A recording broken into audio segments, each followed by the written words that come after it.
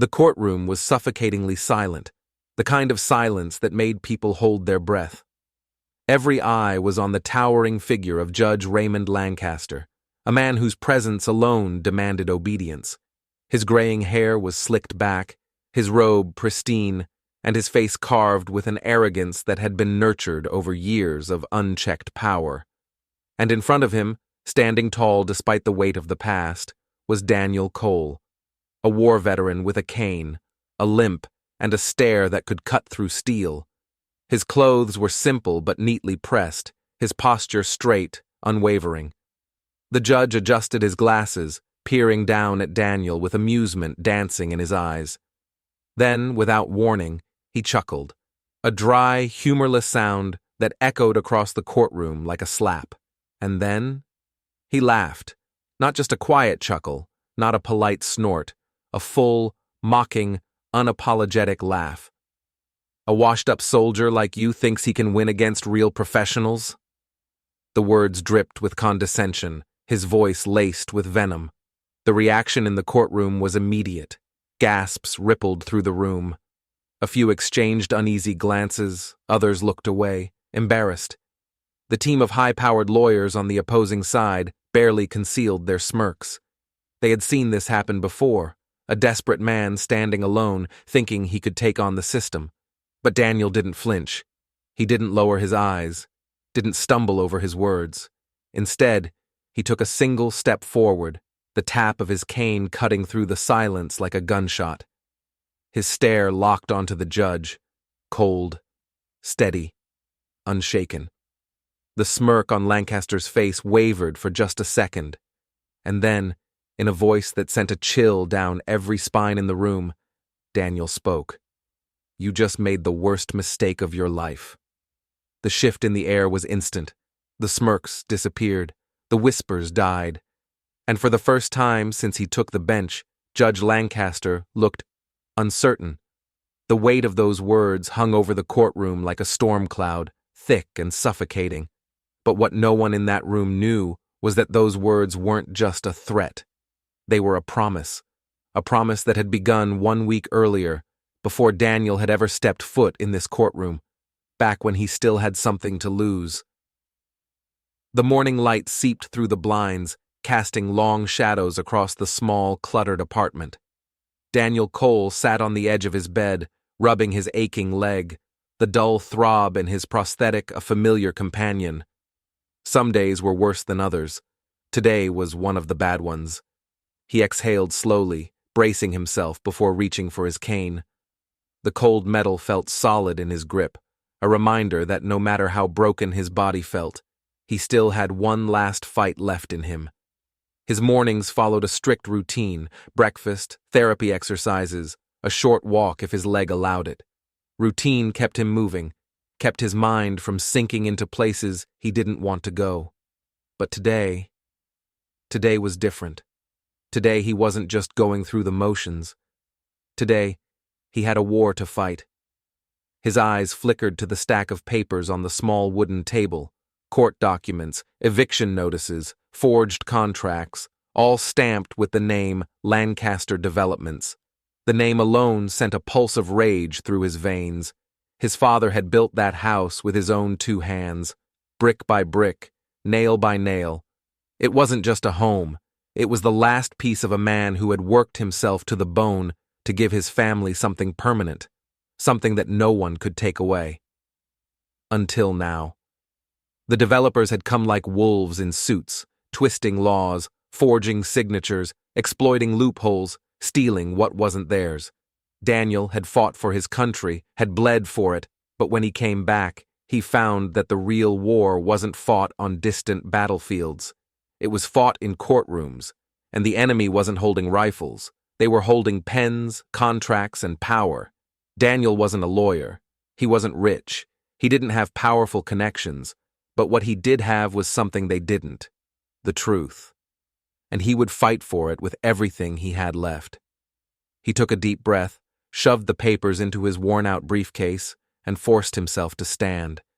His leg ached, but he ignored it. Pain was nothing new. One last look around the apartment. He wasn't sure if he'd be coming back here. If he lost today, there wouldn't be anything left for him. Then, without another thought, he headed for the courthouse. The moment he stepped inside, the air changed. It was the kind of place designed to make people feel small, like the weight of the system itself was pressing down on them. On one side of the courtroom, a team of lawyers in crisp suits, their briefcases filled with lies and loopholes. Their faces held the casual confidence of men who had never lost. And on the other side, just him. A man with a cane, a man standing alone, a man who had nothing left to lose. From across the room, Judge Lancaster glanced up from his desk, eyes filled with boredom and amusement. And just like that, the war had begun.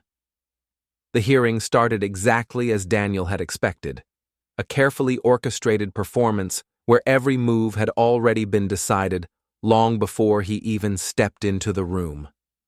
The lawyers for Lancaster Developments were polished, confident, and ruthless.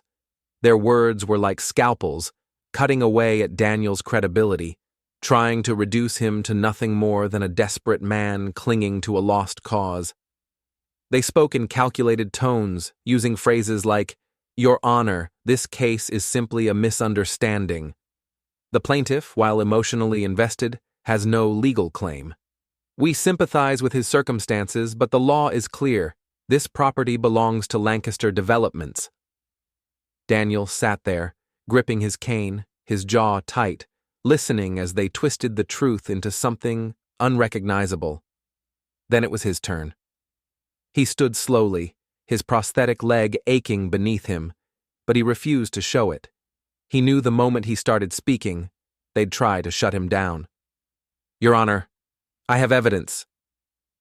Judge Lancaster sighed loudly, rubbing his temples as if Daniel's voice alone was exhausting. "Mr. Cole, let's be reasonable," the judge interrupted. "You're not a lawyer. You don't understand the complexities of property law. Do you really think a few old papers will change the reality of this case?" The opposing lawyers chuckled under their breath. Daniel's grip on his cane tightened. Years of discipline, years of swallowing pain and pushing forward, had trained him to keep his emotions in check. But this wasn't just a legal battle. This was theft. This was corruption. This was a system designed to crush people like him. He cleared his throat, forcing himself to stay steady. "Your Honor, I have proof that the documents used to evict me were forged. I'd like to present—" But before he could even reach for his briefcase, Lancaster laughed. Not a quiet chuckle, not a dismissive sigh, a full, unapologetic, mocking laugh. The sound filled the room, bouncing off the walls, soaking into the heavy wood of the judge's bench. "Mr. Cole," Lancaster said between chuckles, shaking his head, "this is a waste of time. What do you expect me to do? Take the word of a disabled veteran over a team of real professionals?" The laughter spread like a disease, infecting the opposing lawyers, a few members of the audience. A flicker of smug amusement crossed Lancaster's face, like he had already won. Daniel's heart pounded. He had spent years fighting for men like this, men who sat comfortably behind desks, who played with lives like they were numbers on a spreadsheet. Men who had never once fought for survival, who had never stood in a place where losing meant death. Slowly, he lifted his eyes and met Lancaster's stare head-on. And just like that, the judge's laughter died in his throat. Because Daniel's expression hadn't changed. He hadn't reacted in anger, hadn't looked away, hadn't shrunk under the weight of the system. Instead, his eyes burned with something colder than rage. And just when it seemed like the case was over, just when it looked like Daniel would be silenced, outmatched, and tossed aside, the courtroom doors burst open. The heavy wooden doors slammed against the walls, causing everyone in the room to snap their heads toward the entrance. A man in a sleek black suit stormed in, his expression locked in deadly determination. And in that instant, everything changed. The air in the courtroom shifted instantly, a ripple of whispers spreading as the man in the sleek black suit strode forward with purpose. The opposing lawyers stiffened, Judge Lancaster's smug expression faltered for the first time. James Calloway. The name alone commanded attention. A legend in the legal world. A man who had shredded corporate giants, exposed corrupt officials, and won cases that others wouldn't dare to touch. And now he was standing beside Daniel Cole. "Apologies for my late arrival, Your Honor," Calloway said smoothly, adjusting his tie. "But I'll be representing Mr. Cole from this point forward." The courtroom exploded into murmurs. Calloway was a man with his pick of cases, million-dollar clients begging for his time. So why was he here? Why was he standing next to a broke veteran fighting a losing battle? Even the opposing lawyers exchanged uneasy glances. Judge Lancaster recovered quickly, leaning back in his chair, trying to regain control. "Mr. Calloway," he said, his tone dismissive, "while I respect your reputation, this case is hardly worth your—" "Oh, I think it is," Calloway cut him off, stepping forward. His voice was calm, but razor-sharp. "Because, Your Honor, what we have here isn't just an eviction case. It's fraud, it's corruption, and, if we're being honest, it's an insult to the very concept of justice." His words landed like hammer blows. Lancaster's jaw tightened, but he said nothing. Daniel turned his head slightly, studying the man who had just become his lifeline. Only 24 hours ago, he had never met James Calloway. Flashback, the night before. Daniel sat at his small wooden table, the dim glow of his desk lamp casting shadows over the mess of documents in front of him. He had read through them 100 times, but the pieces refused to fit. The evidence was clear, but no one would listen. No one would believe him over a team of lawyers bought and paid for by Lancaster Developments. His fingers clenched the papers, frustration creeping in. He was running out of time. Then came the knock at the door. Sharp, purposeful. Daniel hesitated. It was late. No one ever knocked on his door. Slowly he stood, his cane pressing against the floor as he made his way to the entrance. He unlocked it, pulling it open just enough to see. A man stood there, tall, well-dressed, confidence radiating off him like a force field, a briefcase in one hand, eyes sharp, unreadable. Daniel Cole? Daniel's muscles tensed. His instincts told him to be cautious. "Who's asking?" The man's lips curled slightly, not quite a smile, but something close. "My name is James Calloway," he said, voice steady. "You don't know me, but I know Lancaster. And I hate bullies." Daniel narrowed his eyes. "And why exactly do you care?" Calloway tilted his head, studying him for a long moment before answering. "Because, Mr. Cole, I know what it's like to have something stolen from you." Silence stretched between them. Daniel had spent years reading people, knowing who to trust and who to be wary of. And Calloway, he wasn't offering pity. He wasn't offering a handout. He was offering a fight. Daniel exhaled slowly, then stepped aside. "Come in."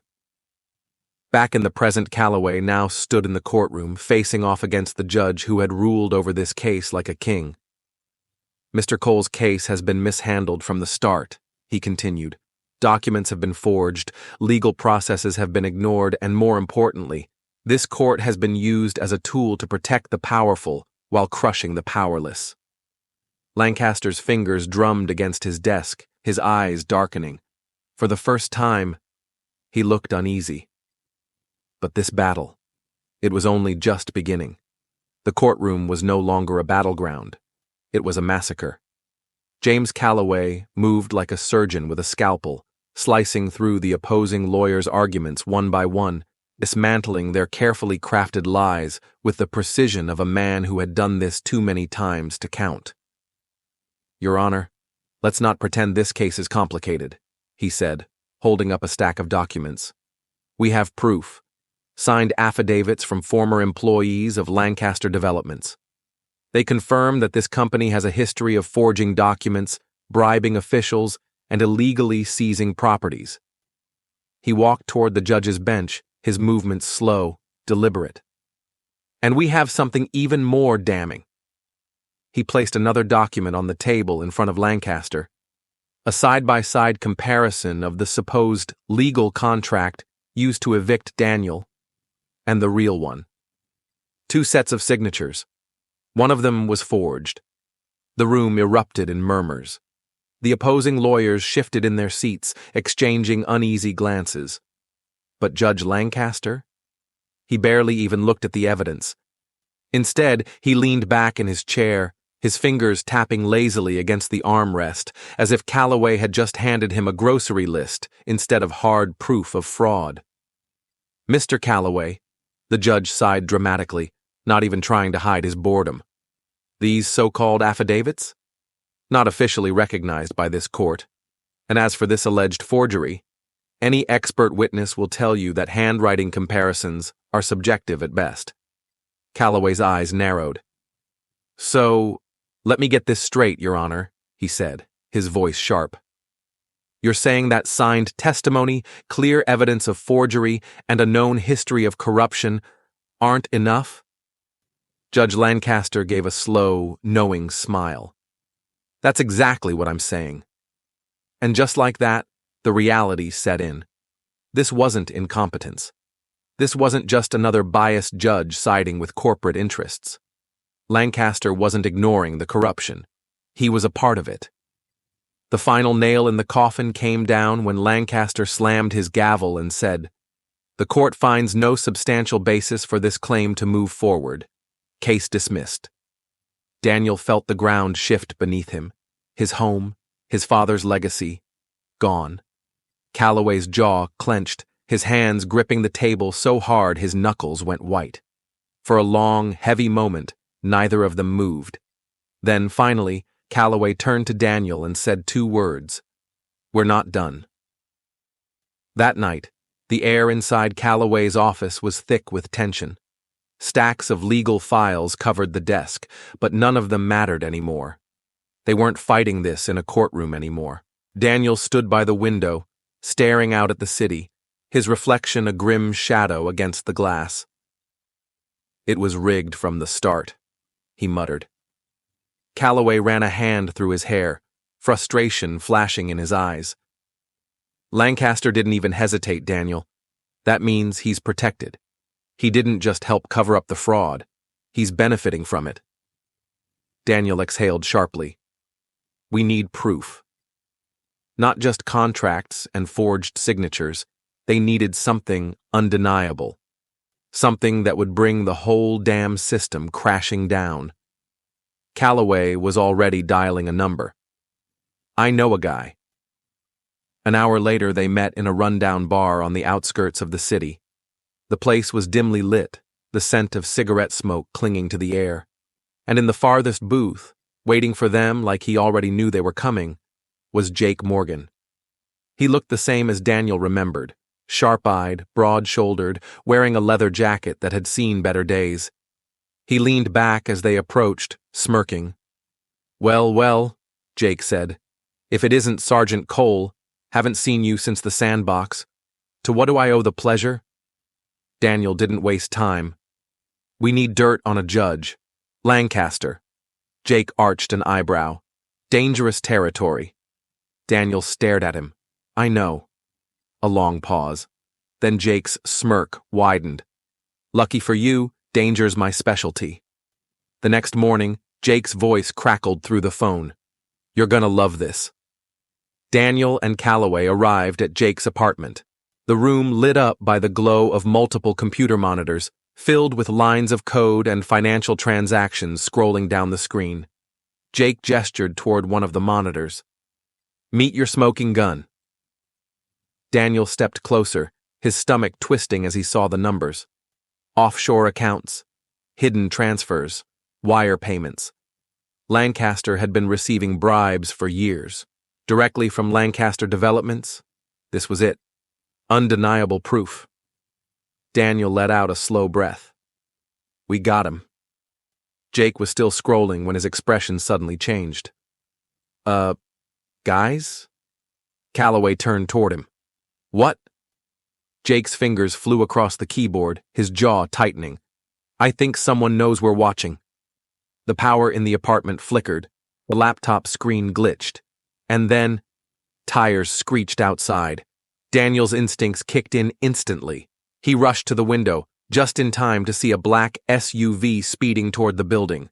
Too fast, too deliberate. And then, gunshots. Glass exploded. The laptop sparked as Jake dove for cover. Calloway yanked Daniel backward just as a bullet punched through the window. Daniel hit the floor, his heart hammering. They weren't just trying to stop the evidence, they were trying to kill them.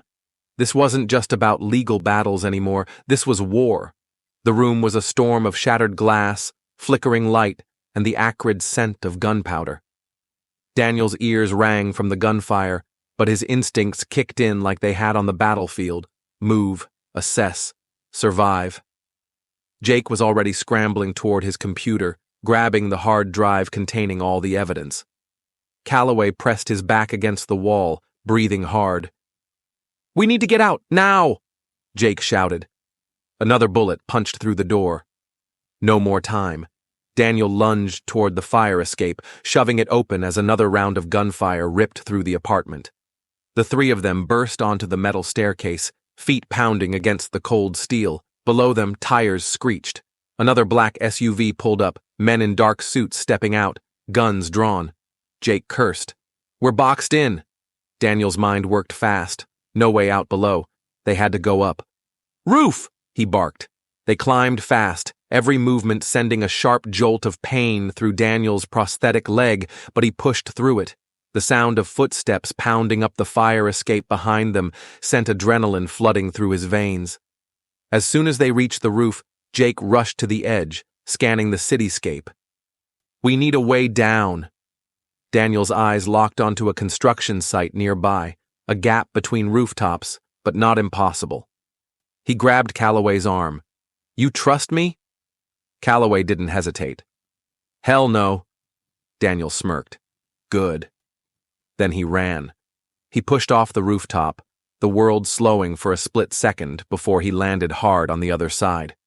Pain shot through his leg, but he turned back just in time to see Jake and Calloway following suit. Bullets whizzed past them, but they kept moving, disappearing into the city shadows. They had survived. For now. They didn't stop running until they reached an abandoned warehouse, their lungs burning, their bodies aching. Jake collapsed against a crate, gripping his hard drive like it was his lifeline. "That wasn't just a warning," he panted. "They were trying to erase us." Daniel wiped blood from his forehead. "Which means we're onto something big." Calloway leaned against the wall, catching his breath. "We can't keep playing defense. We hit first, and we hit hard." Daniel's jaw tightened. They had the evidence. Now, they just needed to make sure the world saw it. "We go public," he said. Jake frowned. "You sure? That's going to put a target on your back." Daniel's expression didn't waver. "They already tried to kill us, Jake. We're past the point of playing it safe." Calloway nodded. "All right. Let's burn this whole operation down." 2 hours later, the internet exploded. Calloway had leaked everything: the bank transactions, the bribes, the offshore accounts. Judge Lancaster's corruption was exposed for the world to see. News anchors scrambled to cover the breaking story. Explosive allegations against Judge Raymond Lancaster, evidence of bribery and fraud revealed. Major real estate scandal rocks the city. How deep does the corruption go? Social media went into a frenzy. Videos of Daniel's testimony, screenshots of Jake's uncovered financial records, a clip of Judge Lancaster dismissing the case with a smug grin. People were furious. And Lancaster, he was finally cornered.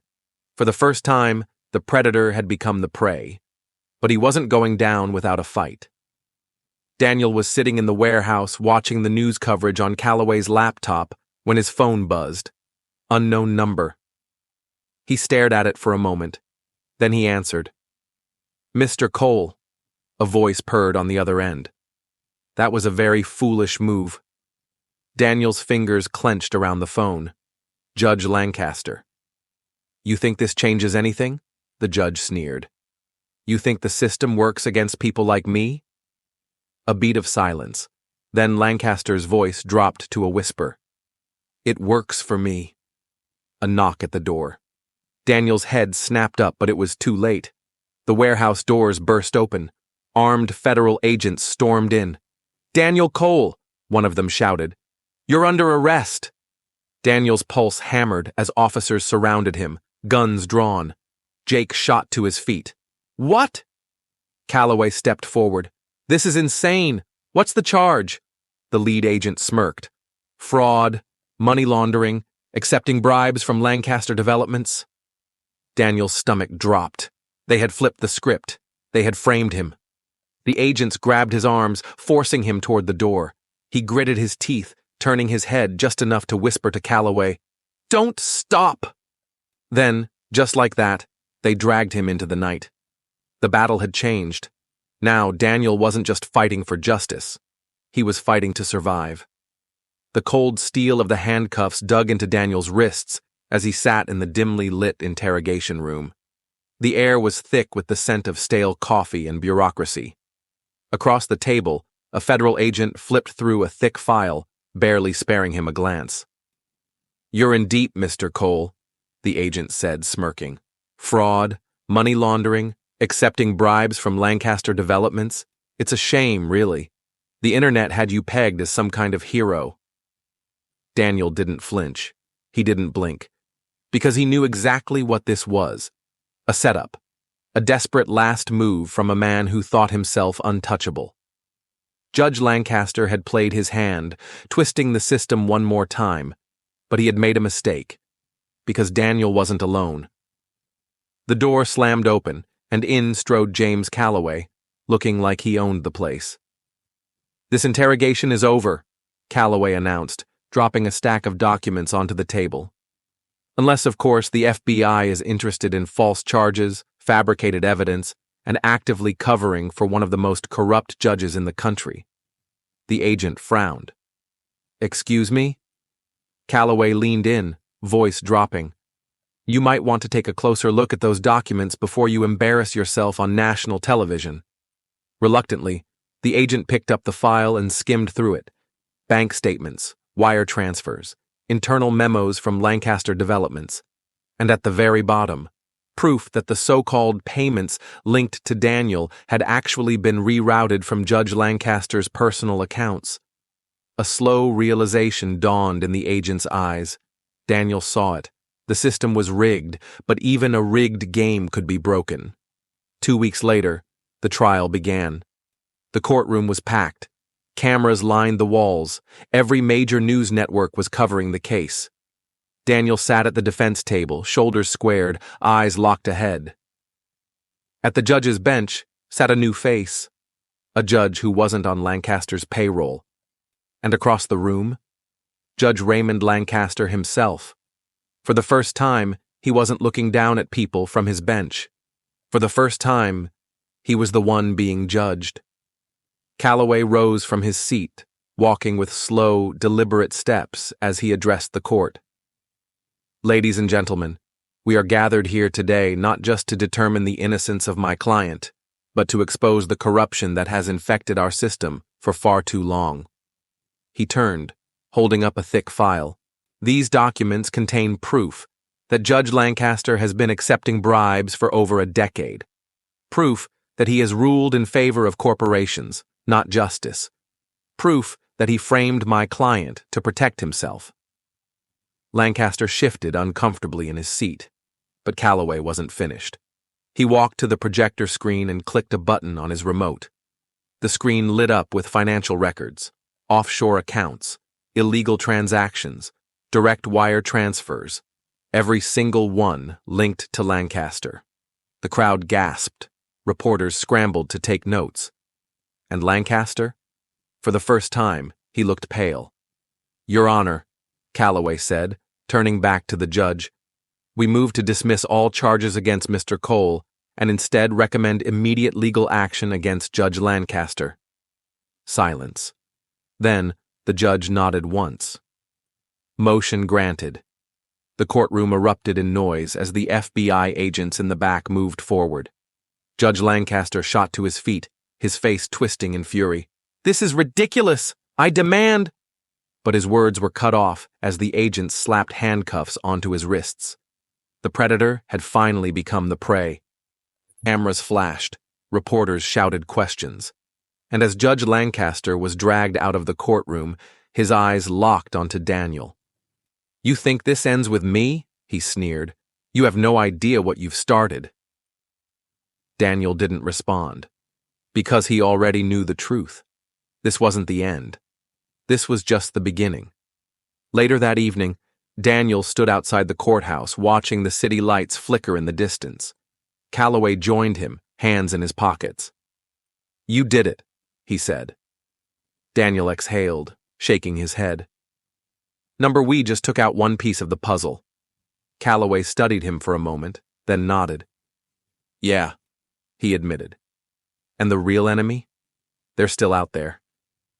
Daniel's grip on his cane tightened, because he wasn't done yet. Not even close. The victory felt short-lived. Daniel stood outside the courthouse, the cool night air pressing against his skin, the weight of everything that had happened settling into his bones. He should have felt relief. But something wasn't right. The system didn't fall this easily. Judge Lancaster had fought like a cornered animal, but even in his final moments, there had been something in his eyes. Not fear, not regret, amusement, like he knew something they didn't. Daniel's gut twisted. He'd been in enough fights to know, when you take down one enemy too easily, it usually means there's someone bigger waiting in the shadows. And Lancaster? He had been nothing more than a piece on the board, a pawn in a game far bigger than Daniel had realized. The truth came crashing down 2 hours later. Jake sat at his laptop in their safe house, his fingers moving so fast across the keyboard, it was almost a blur. The glow from the screen cast sharp shadows across his face. "All right," Jake muttered, scrolling through bank statements, sealed government files, and classified transactions he had no business accessing. "Let's see how deep this rabbit hole goes." He clicked something, and suddenly, everything stopped. A name appeared on the screen, a single name that made the air in the room turn to ice. Senator William Roy. Daniel's jaw clenched.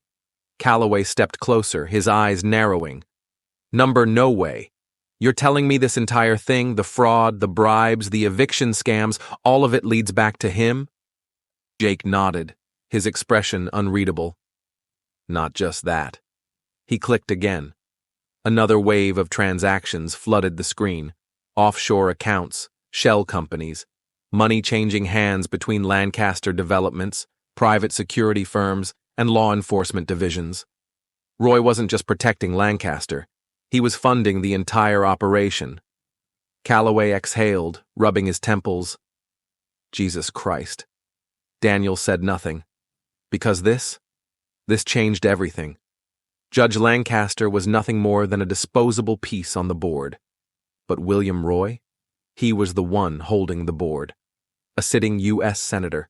A man so powerful, so deeply embedded in the system, that taking him down wasn't just dangerous. It was suicide. Jake leaned back in his chair, running a hand through his hair. "We should walk away, man." Calloway nodded slowly. "He's right. We're not talking about some corrupt real estate mogul anymore. Roy owns cops, judges. He has connections in intelligence, in finance. Hell, he probably has presidential candidates in his pocket." Daniel's grip tightened on his cane. "Then we hit him where it hurts." Calloway scoffed. "And where the hell would that be? The man is bulletproof." Daniel's gaze didn't waver. "Everyone bleeds." A long silence stretched between them. Then Jake sighed. "You're insane," he muttered. Daniel smirked. "Yeah." Jake shook his head, clicking through more files. "All right, let's burn this bastard down." The plan came together fast. If Lancaster had been a parasite, Roy was the infection. Taking him down wasn't going to be clean. It wasn't going to be legal, but it was going to be loud. Daniel turned toward Calloway. How long before Roy finds out we know? Calloway exhaled. If we're lucky, a few hours. A sharp knock on the door made them all freeze. Not lucky then. Jake's gun was up instantly, aimed at the entrance. Calloway reached for his phone, his knuckles white. Daniel? He just stared at the door, because somehow he already knew who was on the other side. Jake moved first, stepping forward and swinging it open. And standing there, dressed in a sleek black suit, looking like he'd stepped out of a war zone and barely broke a sweat, was Matthew Briggs. Daniel's heart stopped, because he knew that name. Briggs wasn't a businessman. He wasn't a politician. He was a ghost, a killer, a man who had once fought alongside Daniel in the military. And now, he was standing in the doorway, working for Roy. Briggs tilted his head, his voice calm. You really should have stopped while you had the chance, Cole. Daniel didn't move, didn't blink, because this wasn't just a fight anymore. This was war. The room was thick with tension, the air so still it felt like the walls themselves were holding their breath. Daniel stood frozen, eyes locked onto the man in the doorway. Matthew Briggs, a ghost from his past, a man who had once fought beside him, bled beside him, and now he was working for the enemy. Briggs smirked. Walk away, Cole. You don't want this fight. Daniel's fingers curled into a fist. You know I can't do that. Briggs sighed, shaking his head. I figured you'd say that. A split second of silence. Then, Briggs moved. Daniel was ready. The fight exploded in an instant, fists and elbows colliding in a brutal exchange of force. Briggs was fast, too fast. But Daniel had spent his life fighting men who wanted him dead. He ducked, slammed his cane into Briggs's ribs, twisting just in time to dodge a counterstrike. Jake lunged forward, grabbing his laptop as Calloway reached for his gun, but before he could aim, Briggs snapped his wrist, sending the weapon clattering to the floor. Daniel grabbed Briggs by the collar, slamming him into the table. Who are you protecting, Briggs? Briggs grunted, shoving Daniel back. You think taking down Lancaster mattered? You're fighting a war you can't win. Daniel wiped blood from his lip, eyes dark. Then we burn everything down.